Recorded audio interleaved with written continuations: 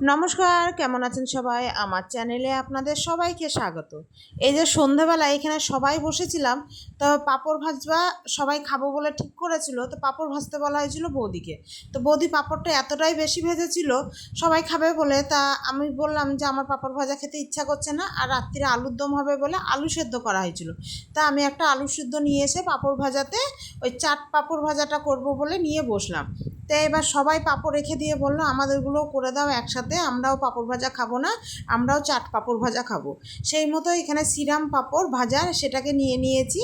এবার তার মধ্যে দিয়েছি আলু সেদ্ধ কুচি কুচি করে কেটে, মানে হাতে করে ভেঙে দিয়েছিলাম।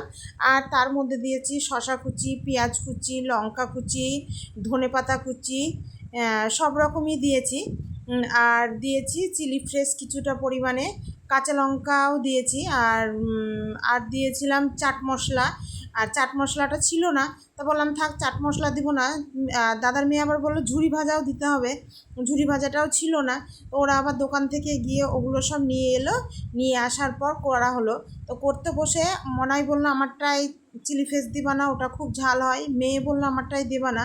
মানে যে কোনো জিনিস করতে বসলেও বেশ অনেক রকম আবার করতে হয়। এবার ঘরে টক দইও ছিল, তো টক দইটাও নিয়ে আসলাম, সেটাও দিলাম। তো মনাই দই খায় না, মনাই বললো আমারটা দই ছাড়াই করবা, তো ওরটা দই ছাড়া করলাম। এদিকে বাদবাকি সবগুলোই করলাম। তবে বৌদিও দই খায় না, তা বৌদিকে পরে করে দিয়েছিলাম, কারণ এখানে আর থালায় জায়গা হয়নি বলে আলাদাভাবে ওদেরগুলো করে দিয়েছিলাম। তো এখানে টক দই দিয়েছি, দেওয়ার পরে এবার দিয়েছি বিট লবণ। বিট লবণটা দিয়ে ভালো করে ছিটিয়ে দিয়েছিলাম। তারপরে এর মধ্যে দিয়ে দেবো ধনেপাতা, আর দেবো হচ্ছে চাট মশলা। তো চাট মশলাটা নিচ থেকে নিয়ে আসুক, তারপরে তখন দেবো।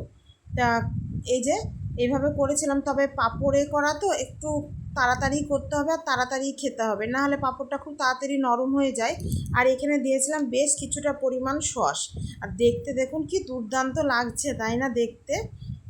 আর খেতেও কিন্তু খুবই সুন্দর হয়েছিল। আপনারা একবার করে দেখতে পারেন খাওয়ার জন্য। এই যে চাট মশলা নিয়ে চলে এসেছে, এবার চাট মশলাটা উপর থেকে হালকা করে ছিটিয়ে দিলাম। দেওয়ার পর এবার ঝুরি ভাজাটা দেবো। তবে এইসব খাবারগুলো সবাই যখন একসাথে থাকে তখনই খেতে বেশি ভালো লাগে। একাই এসব জিনিসের মনে হয় না কোনো স্বাদ পাচ্ছি। তো যখন সবাই একসাথে থাকে তখন আমরা এইসব খাবারগুলো করে খাই, বেশ ভালোই লাগে। কেমন হয়েছে? ফাটাফাটি দারুণ হয়েছে, ব্যাপার আছে গদারি বুধা।